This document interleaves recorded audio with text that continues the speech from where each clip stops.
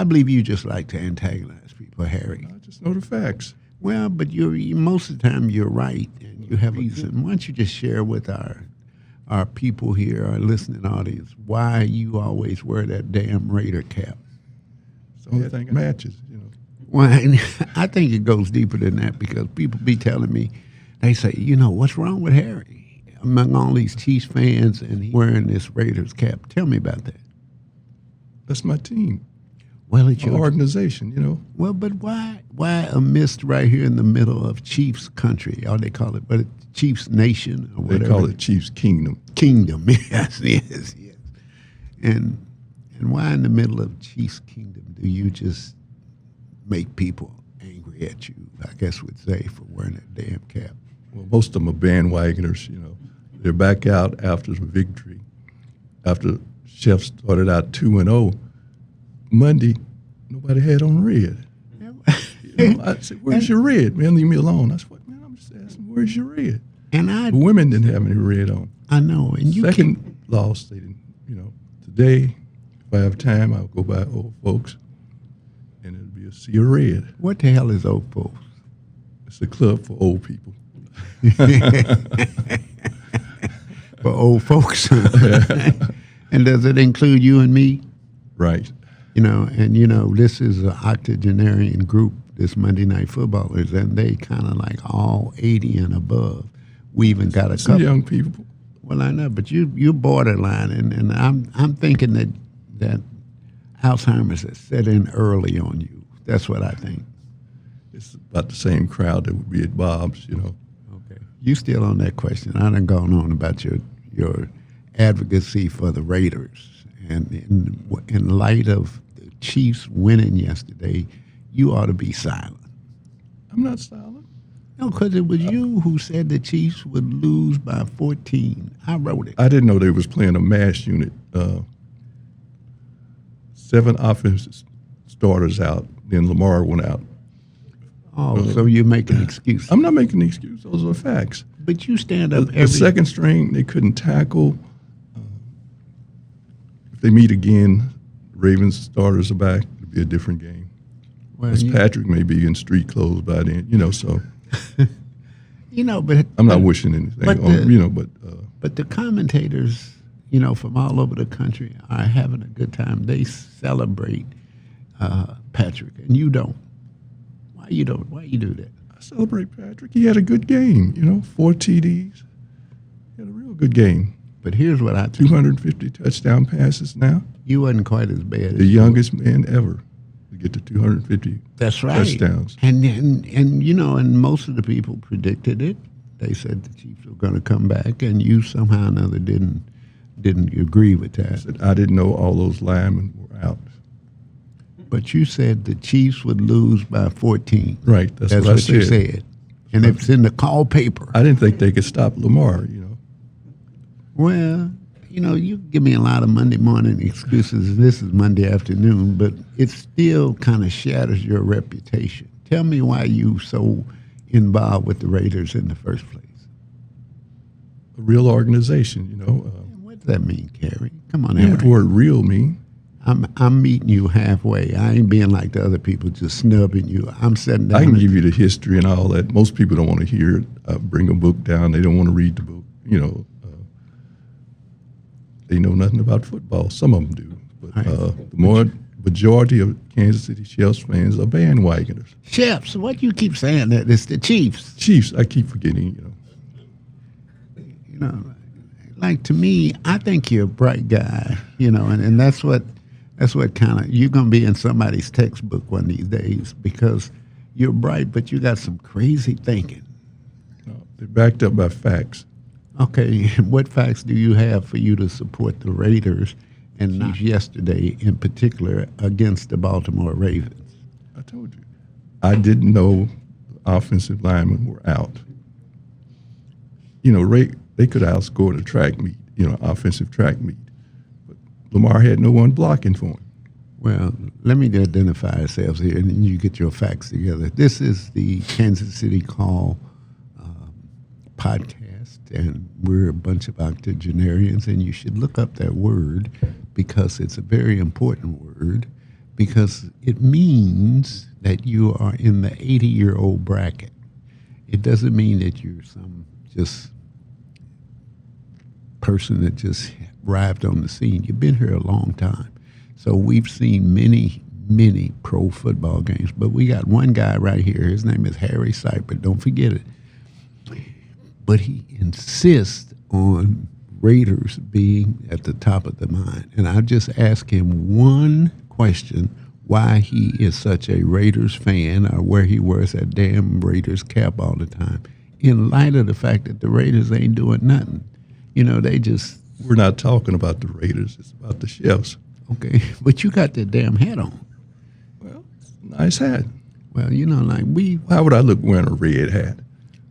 It's a clown hat. Clown colors, red and yellow. But the Chiefs... Bozo, you know? Yeah, but the Chiefs, I mean, Harry, we respect you. You, among these old guys, these octogenarians, you have a lot of respect. And Lord knows, I sat there in my mind many times, and I can't see why or how you got so much respect. That's just me being me. Like you can say, I'm not a bandwagoner. Well, you know, you always... But I'm a Raider fan since '63. And why? I've told you 100 times. I know, but tell the listening audience, because they ought to hear this. Well, 1963, Al Davis, the owner of the Raiders at the time, said, "I have a dream like another great American." You sound like you ought to be a preacher, because you know they still preaching something that went on 1,300 or 1,400 years ago, or 2,000 years ago, and it's hard for young people to relate. And I'm not saying I'm young. I'm only saying it's hard for me to follow your reasoning way up here in 2025, and you talk about something that happened in 1963. That's when they were playing real football. Well, okay, so you ain't got out of the past. Is that what it is? I mean, you can tell me. I'm your I'm a friend. historian, so I go back. I like football, and what the Raiders did for equality and things like that back in the day, still today. That's the reason I'm a Raider fan. Okay. Diversity, especially giving people second chances, hiring minorities. Okay, I think it sounds reasonable, but when I'm writing an article for the Call about what happened with us Monday Night Footballers, I get to your name and I get just either somewhere between mad and I'm not saying that everybody in Monday Night Footballers, except me, are bandwagoners, but So what is this about this bandwagon you talk about before we talked about yesterday's game when the Chiefs beat the Ravens? That's where we got to get to. Now, we can dwell in the past if you want to, but that's what you always... But I'm saying most Kansas City football fans are bandwagoners. And what do you Chiefs mean? lose, they talk about Andy, talk about Patrick, Kelsey, leave that girl alone. Kelsey, what girl? It's Taylor Swift, so it doesn't make sense. They win, everybody's, Andy's a great coach. They lose, Andy's too old. He doesn't know what he's doing. He's not watching the game. Okay. What? So you're saying that's sour reed? Or what are you saying? It sounds like sour grapes to me, but what are you saying? Just watch the course of the year. As long as the Chiefs are winning, everybody's spending their money on gear. They get beat. Everything changes. Well, all right. I'm talking about fan-wise. All right, let's hurry up and get on here with what it is that happened yesterday, because I don't think you're going to convince me, Harry. I really don't. And I don't think you're going to convince most people. But somehow or another, they read in the column every week that we produce for the Call, and they cite you and they call you that Harry Seipert. And do you like to be called that Harry Seipert for the reasons you said? You can call me that. Yeah, but you don't mind it. No. Well, but most of us are Chiefs fans, diehards and whatever, and you call us chefs. But who do you think should have been the most valuable player yesterday, Mahomes or the other? I was Patrick, So you're with Patrick. Right, Okay, and what is 250 touchdown passes, 4 touchdown passes yesterday. But he was throwing against backups, Oh, okay. Backups mean second stringers. second, third stringers. Okay. All right. So you saying that he don't deserve He that? deserves it. Okay, but how can you say something good about him and at the same time, like disown him or disown him? Patrick, Go ahead. 4 touchdown passes yesterday. Hell of a game. All right. But they were playing a mash unit. Now, people in Monday Night Football, they don't talk about you to your face, but they tell me, they say, that Harry, he needs some mental health counseling. That's what they say. That's what President Trump put more money in mental health now, so maybe it helped me out. He signed you up already. Yeah. I looked at that roll, the check-in roll, and your name was on there 12 times, and you wasn't even there. I'll be able to go to Western Mo now. I guess it's still there. All right. Well, this is a good time. We've been talking about this stuff for well over 50 years, and you ain't changed, and I guess we ain't going to change towards you. I just wonder how a person like you could land and live on this earth. Just because you live in Kansas City, you don't have to be a Chefs fan. You don't have to be a Royals fan. But that's a lot of people's thinking. You live here. What's that got to do with it? Aren't you a Chiefs fan? Why don't you? I said, doesn't matter where you live. Well, the only thing good people say about you, Harry, is that you got 2 grandkids that you... They're my great-grandkids. Great-grandkids. Okay, that's even I worse. have 3. Really. 3 great-grandkids. 3 great-grandkids. And they say you are a great-grandfather. Great in quotation marks. But, as a Chiefs fan or as a football person, you lack a lot of things. They're Chiefs and Royals fans. My granddaughter, my son, they don't know any better, Well, let's bring John Martin into this. John, you ready to come on here? All right, we're here, Monday Night Footballers. We've been talking with that Harry Seipert and finding out why he's such a committed Raiders fan and why he refuses to adopt Chiefs as his favorite team, like the rest of us Monday Night Footballers. Now, we blame it on his age, but his age is almost as great as our age. We're all in our 80s, and that sort of gives somewhat of an impression of why he's a little awkward, but that's okay. I mean, we'll get into that. But we've had join us now Dr. John Martin, who has been a superintendent in 2 places here in Missouri, both in Grandview, Missouri, and in Kansas City. And we kind of go to Dr. Martin for a sane approach for everything, even football. But he is the direct opposite of you-know-who, that Harry Seipert. And so, therefore, let's welcome to the podcast, Dr. Martin. We're always glad to see you. Glad to be here. Yeah. Now, what do you think about that Harry Seipert? You're one of the people that continues to bug my phone about Harry. Tell everybody about it. Harry, Harry's a good guy. He's a little eccentric when it comes to the Raiders. Does that mean mental? Yeah, maybe a little bit. Yeah. But Harry's, he's a great historian. He knows a lot about sports. He follows sports. He's probably the best sports historian among us. We talking about the same person here. Yeah, we are. We really are. It's just that he's got a slight bias when it comes to the Chiefs. Yeah. I was always impressed when he couldn't pronounce Chiefs. Yeah, he call them chefs. Yeah. I thought he was misreading it at first, but it's a deliberate thing. Well, it's not only deliberate; it's kind of causes you to wonder. But can he read? Because it's CHIEFS, and he always says CHEFS, chefs. And one day I was in a restaurant and I looked at this guy with this big tall white hat and I said to myself, Harry ain't got no big tall white hat. And yet he talks about the chefs. Well, I think he likes to eat. He likes to eat. Okay. Yes. All right, we'll leave it that question. All right, Dr. Martin, we want to talk about your impressions of the Monday Night Footballer. And just so happens we got a radio program this afternoon to talk as well. But you're probably the most gifted individual that we have in both leadership experience as well as time and grade at studying social and community issues, having been a superintendent at Grandview and Kansas City for a short period. And what do you size up what's going on in the world today? Well, I think right now we're in a time of great change. We're challenging.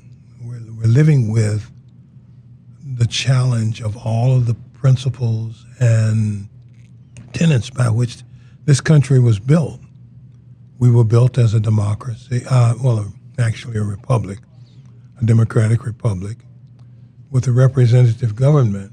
And at this point, many of the basic principles of our government are being challenged.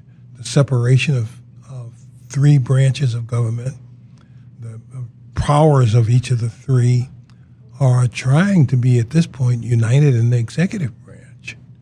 We are on the verge or in the midst of a constitutional crisis, I believe. We have a president who ignores law, who challenges traditional and established law,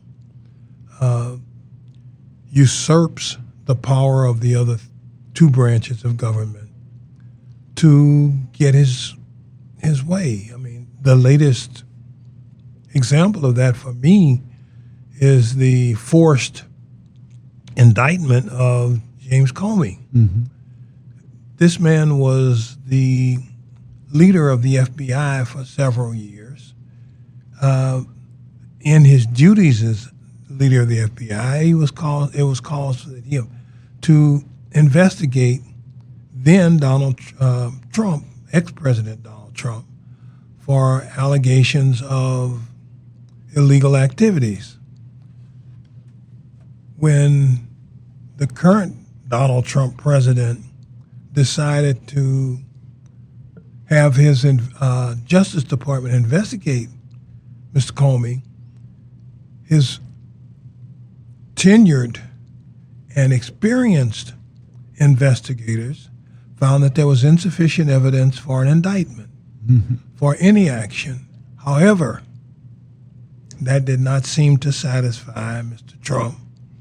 He went on and removed the tenured investigators and replaced them with a new person with no experience in the area of justice administration to indict Mr. Comey. Mm-hmm. Now, the allegation has always been that a good attorney general could cause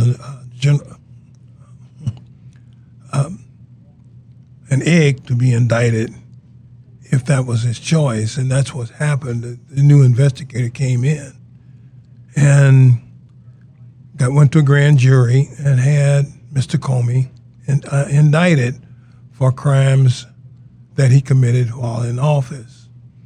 No one outside of the Trump administration believes that there is sufficient evidence to support that indictment. Mm-hmm. All right, we're talking to Dr. John Martin. Of course, Dr. Martin has been the superintendent here in Kansas City, but more importantly, one of the suburbs. And one of his great resume tenets is that he brought the district, or at least led the district, to an accreditation status with distinction. Now, for those of us who are involved in public affairs, everybody sort of lauds and somehow or another knows how difficult it is to get anything accredited, because there is a viewpoint that most things at a community level are giveaways and very lesser organized. And when somebody pulls this off in a district, and especially with a district with minority being the majority, it becomes kind of a question mark But this guy did it twice under his leadership in Grandview. And so when you are able to do that, you command a certain amount of respect.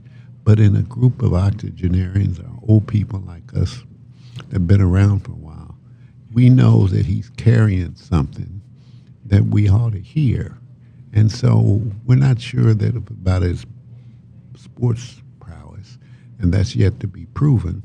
But the one thing he does know is that how awkward it is to live in a world or a group of 8 men, 9 men, all over the age of 80, and have to put up with that Harry Seibert.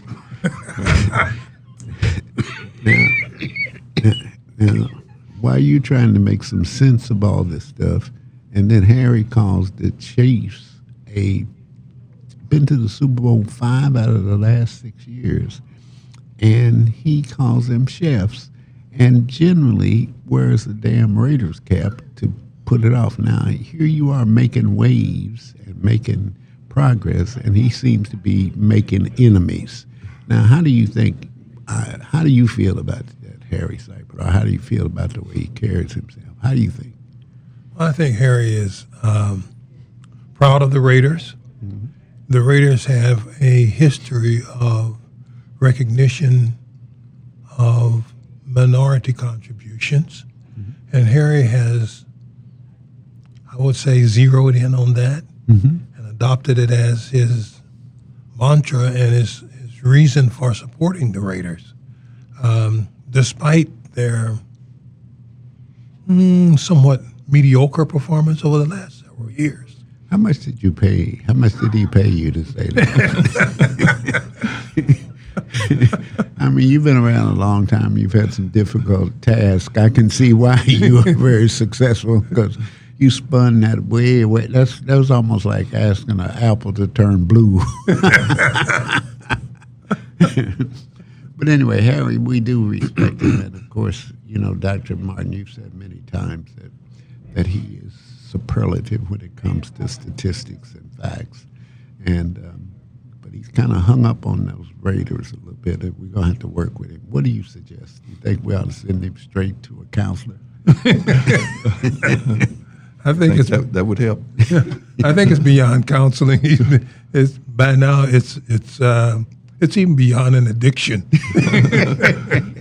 He's infected with the Raiders. Well, since they gave me the position of being the chronicler for the Monday Night Footballers, who have been doing this now, talking football and other community events for the last 55 years, they always find somebody that's a little different, a little out there, if you must, and we seem to have found it. But this guy knows a lot about football and a lot about stats and a whole lot about the history of the country in general. And he was once a history teacher up at Lincoln High School, which is probably the top high school in the country, and also has kind of a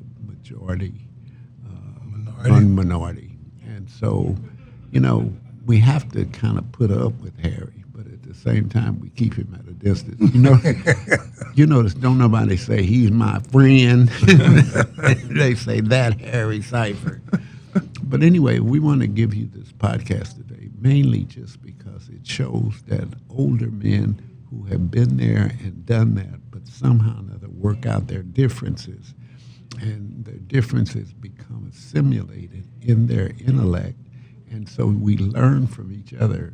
But sports ain't exactly one that we've been able to crack. Why do you think that, Dr. Martin? Well, I think with sports, people tend to cling to their hometown sports or to a particular team for whatever reason. And since we all come from different areas and different backgrounds, it often lends to a diversity in loyalty to a particular team. Now, when it comes, like Harry's a Raiders fan in football and refuses to see the light of the Chiefs, despite their outstanding performance. I'm native St. Louisan, And so I cling to the Cardinals in Oh baseball. no! You trying to tell me you just like that damn Barry Cypher? He said baseball. That's the reason I have a little empathy for Harry. In baseball, I cling to the Cardinals. They have been the most successful National League team in baseball. You sound just like Harry. That's right, just like him. No, she said National League. National League, because in the American League, it's the Yankees. Oh, But after Other the Yankees, organizations. the Cardinals have won more World Series than any other team.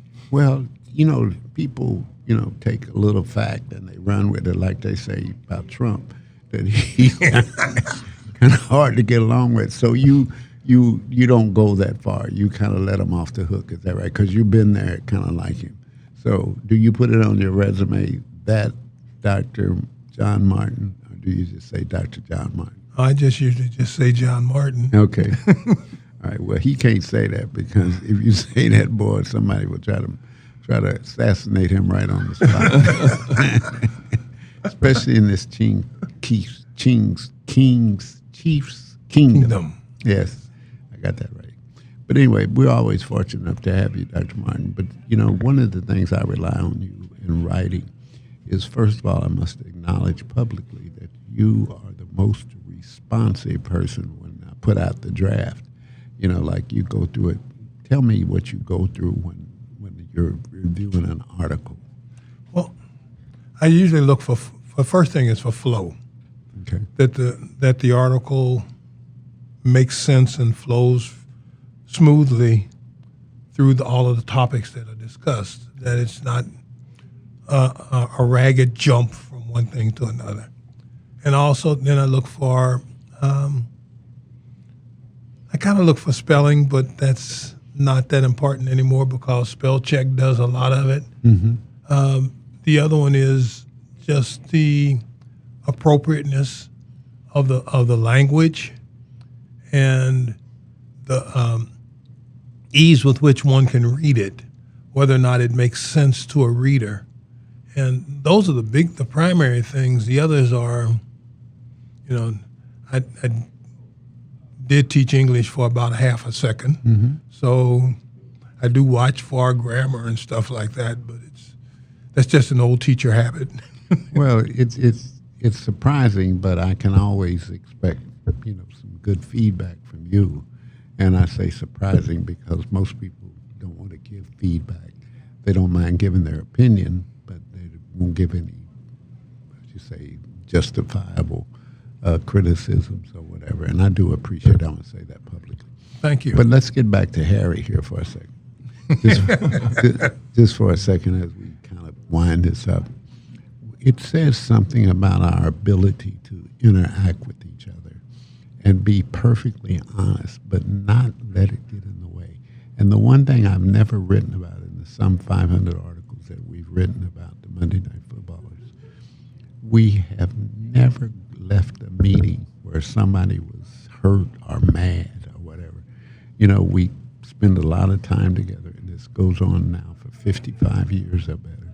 And Harry is a great guy to be, got good conversational skills, but in spite of it, and many times he's the whole direction of the meeting about his predictions and statements and wearing that damn Raiders hat. He receives a lot of criticism, but he sure wears it well because he comes back time after time and whatever. And that's one of the tenets of a Monday Night Footballers, is that you cannot come and leave mad no matter what happens. And so we're out of time now. We'll get back to you next time. We'll keep talking about the Chiefs and that Harry Cypher. Take care now.